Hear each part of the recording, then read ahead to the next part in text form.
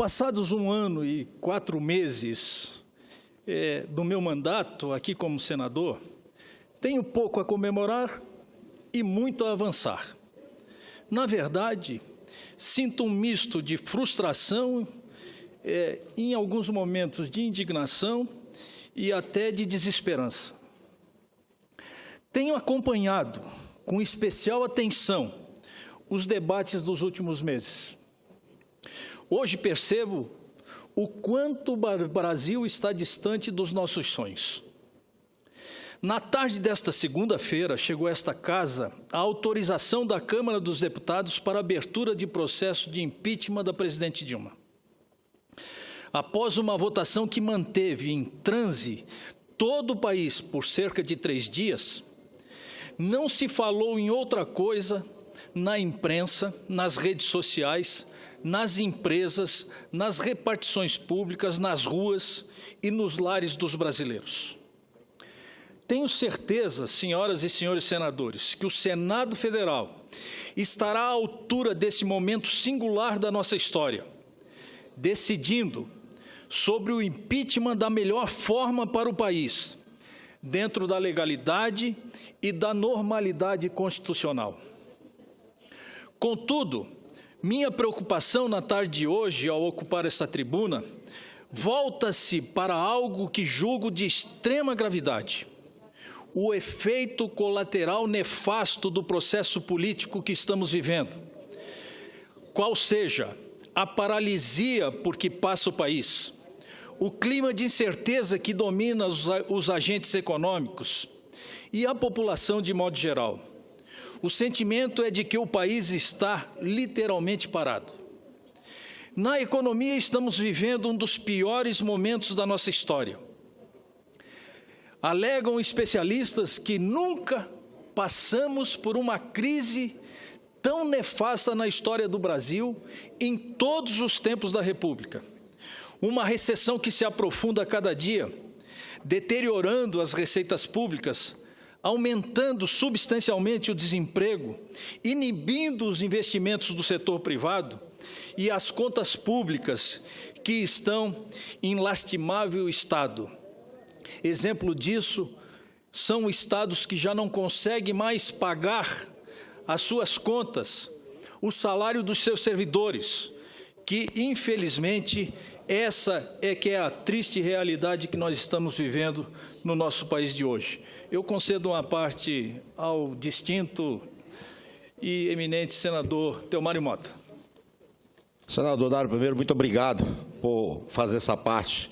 E Vossa Excelência, eu vim aqui para fazer uma colocação e Vossa Excelência está aí exatamente algo que diz respeito ao estado de Vossa Excelência. Hoje, pela parte da manhã, o ministro Nelson Barbosa esteve com o presidente Renan, conversando para pedir apoio na aprovação do plano de governo do governo federal para o auxílio aos estados. As propostas estão contidas num projeto de lei complementar em tramitação aqui na Câmara, no PLP 257 de 2016. Entre elas está a extensão do prazo de pagamento das dívidas dos estados com a União por mais de 20 anos.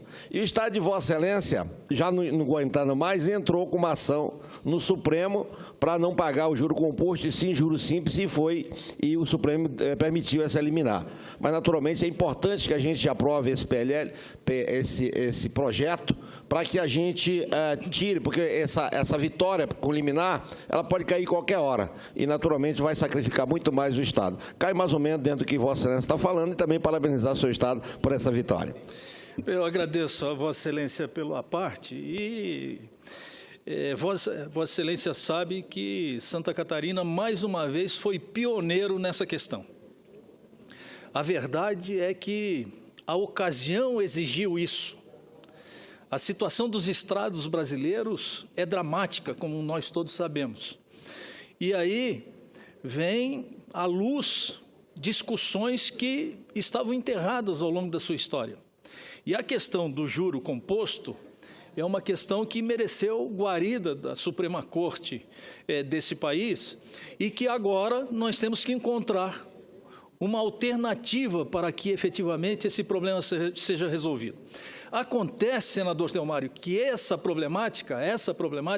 questão da dívida dos estados, ela transcende única e exclusivamente os estados, a relação dos estados com a União Federal.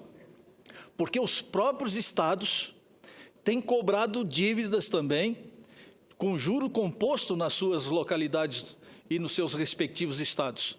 Municípios também que têm dívida têm procedido da mesma forma, porque esse é o modus operandi não só da União, mas também o modus operandi do Estado e do município. Por isso que nós carecemos de uma legislação específica capaz de dar um norte definitivo para essa questão da dívida não só dos estados, mas também dos municípios brasileiros. Senhoras e senhores senadores, senhor presidente, o Brasil não pode esperar. É fundamental que o país saia desse estado de letargia. É preciso olhar para frente, continuar trabalhando, adotar medidas necessárias para mudar as expectativas da população, bem como também dos agentes econômicos. Precisamos recuperar a confiança no país. Sei que não é um trabalho fácil, mas o Senado deve dar a sua contribuição, decidindo de maneira rápida a questão do impeachment, para que, sem perder de vista, que tenhamos em pauta os assuntos fundamentais para que o país continue a caminhar e saia dessa crise.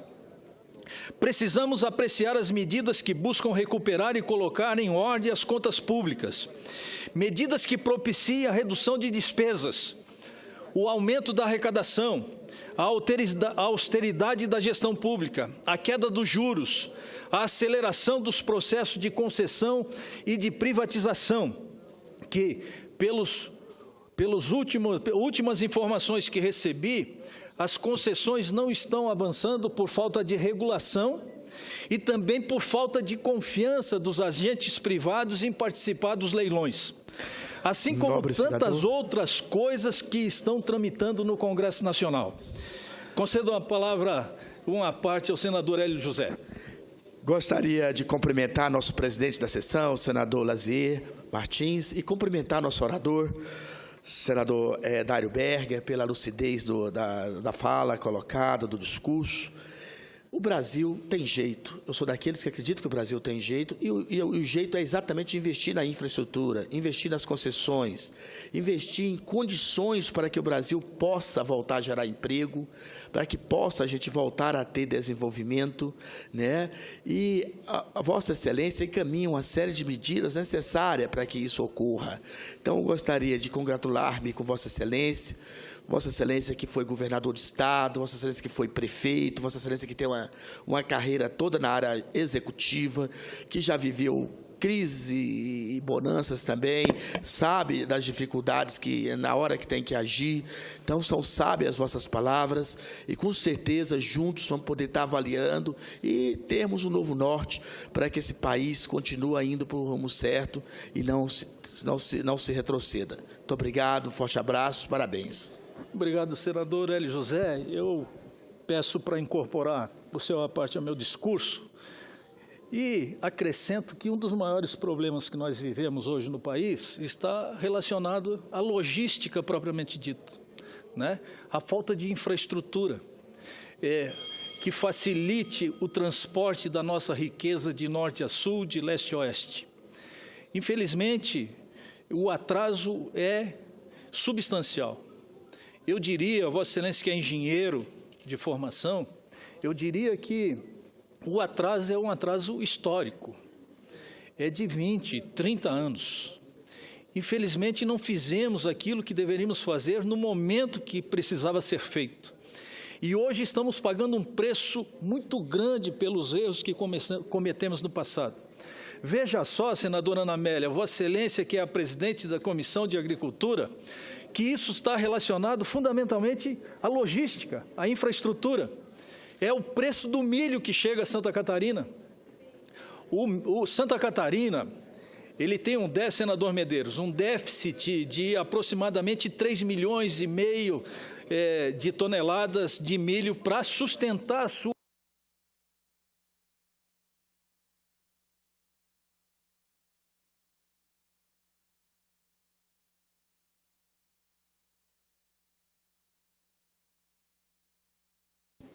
Eu dizia, senador Medeiros, que Santa Catarina é deficitária na produção de milho.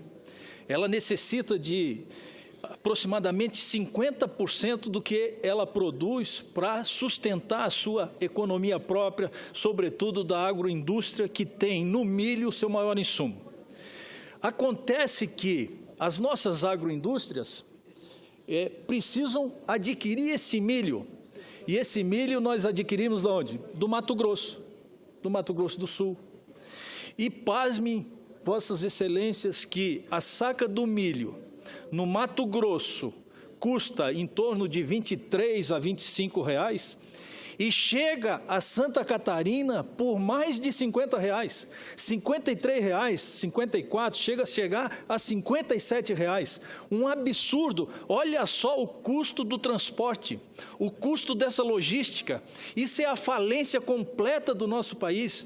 Que país é esse que o valor da commodities é menor do que o valor do frete para ser transportada para... E não tão distante. O Mato Grosso para Santa Catarina, não é muito longe. Então, lamentavelmente, estamos diante de um cenário que nós precisamos abrir os olhos para que problemas dessa natureza possam ser enfrentados e solucionados pelo governo brasileiro. Eu consulto Vossa Excelência me pediu uma parte, senador Medeiros. Agradeço a parte, senador Dario Berger. Vossa Excelência traz a raiz de todos esses problemas que nós estamos vivendo. Os estados brasileiros, na verdade, estão quebrados. Toda legislatura que começa aqui, tem-se uma grande reunião com todos os governadores, faz-se uma grande mídia em cima e fala que nós vamos ter um novo pacto federativo, que nós vamos ter uma nova dinâmica na relação entre os federativos. Tudo passado se encerra e não se fala mais nisso. Mas acontece que os anos foram passando, os problemas se amontoando e Vossa Excelência traz um retrato agora, uma fotografia real do momento. Os estados estão quebrados, os estados já não têm mais para onde ir. Vossa Excelência trouxe agora, por exemplo, a problemática das dívidas dos estados. Muita gente está aí defendendo que o estado de Santa Catarina não deveria ter entrado, que isso é um absurdo, que... Agora, acontece que eu não consigo entender que um ente federativo tenha que se comportar como um agiota sobre os outros. E os estados e os municípios já não aguentam mais. O grande bolo está aqui, a União também está endividada, mas alguma saída nós temos que achar. Por isso que lhe parabenizo por essa fala. Sobre o frete, realmente há muito tempo venho dizendo isso também na tribuna. Uma carga de milho lá em Sorriso, para ser levada a Paranaguá, por exemplo, no porto, é outro valor, é o dobro. Então, Vossa Excelência mostrou o cálculo com muita clareza. Uma carga que custa 20 e poucos reais em Mato Grosso, chega a Santa Catarina quase a 50. Esse é o preço que pagamos por não termos uma infraestrutura, por não termos meios de transporte que façam competição entre si. Temos algumas ferrovias do pé quebrado, temos algumas rodovias, mas a grande verdade é que estamos muito atrás dos nossos concorrentes e nosso produto chega, por exemplo, no mercado internacional com um índice de competitividade muito baixo. Muito obrigado. Bem, eu que agradeço o aporte de Vossa Excelência, peço licença para incorporar o meu pronunciamento e acrescento que no próximo dia 28, nós vamos participar de uma audiência pública a convocação de minha autoria, para discutir o problema do milho e da agroindústria em Santa Catarina.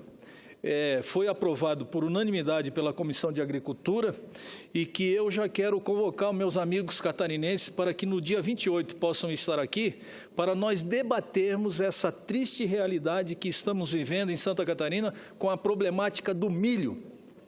Isso é muito grave porque isso atinge as nossas agroindústrias num ponto mortal e que nós precisamos tomar uma atitude para continuar avançando nesse sentido.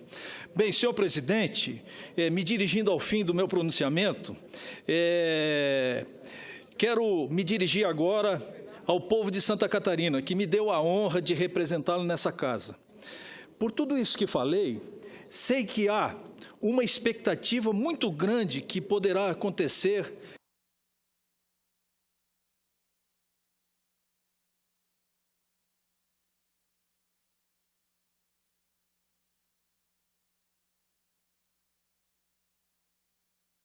de Vossa Excelência. Eu quero me dirigir agora, senhor presidente, ao povo de Santa Catarina, que me deu a honra de representá-lo nesta casa. Por isso, tudo que falei, de representá-lo aqui, sei que há muita expectativa sobre o que poderá acontecer nos próximos dias.